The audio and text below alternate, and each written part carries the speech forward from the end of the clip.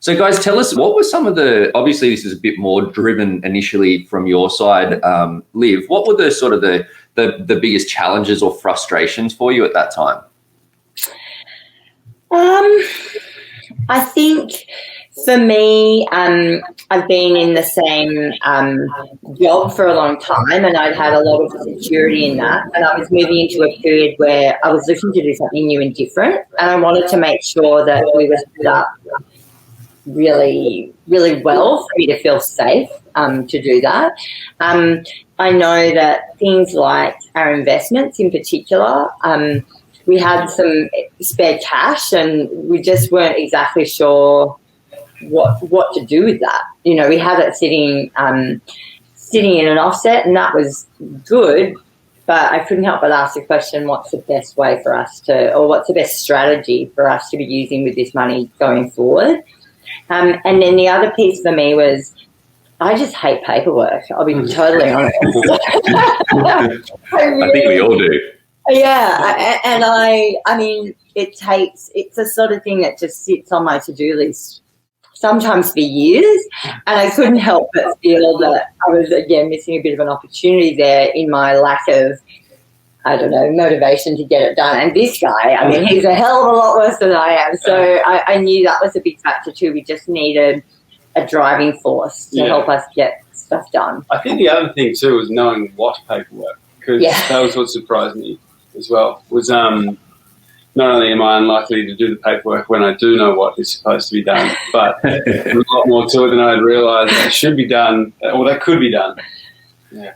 Yeah, I think it's. I know that for me personally, I'm the same. That if I have, it's mainly financial services companies that require this paperwork. They're basically like the last bastion of the non-paperless way of doing business. But if I have something for my bank accounts that I have to do it, it's like you have to print the form and then you have to sign the form, and like it's it takes some time to go through the process. So I think definitely one of the benefits we see is that it forces you, because we have the structure of the meetings and they're locked in the calendar, that that you've got to push through, not only just with paperwork, but you've got to make some decisions, you've got to make some choices, and sometimes we need that extra push to do the things that we know that we want to do but are easy to let life sort of get in the way of.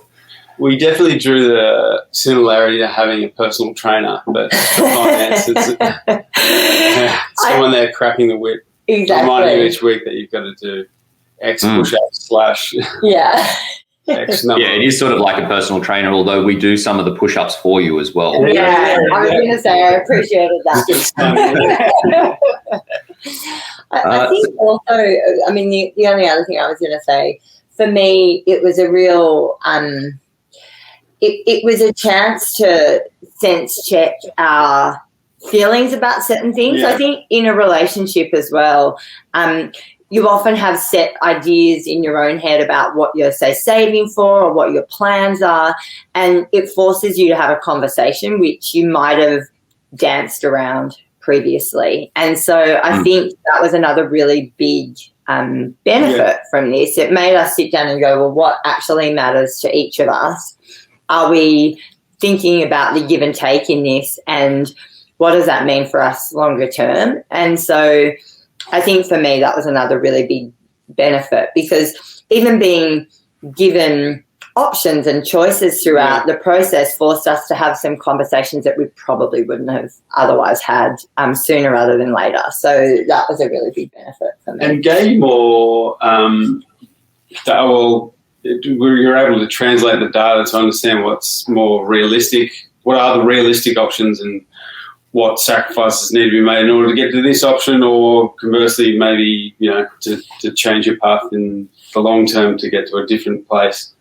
It was empowering to be able to see that on paper, I think, to sort of help map out what those decisions are likely to be.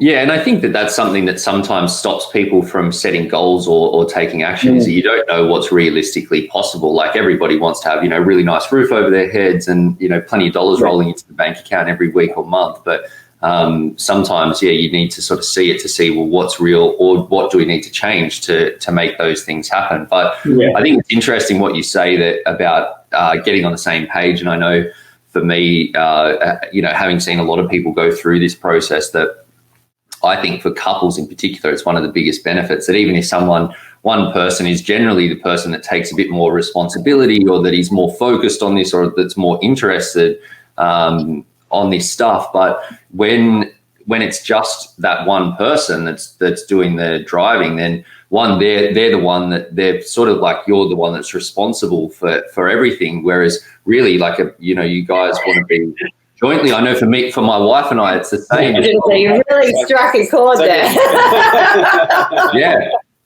I don't want to be responsible for making all of the financial decisions in our relationship. I always make sure that whenever there's something that's key that's happening, I want it to be a joint decision, because I don't want to be the one that's on the hook. No one knows what is the absolute best thing to do until after the fact. The only thing we can do is we know what's not smart, and obviously we avoid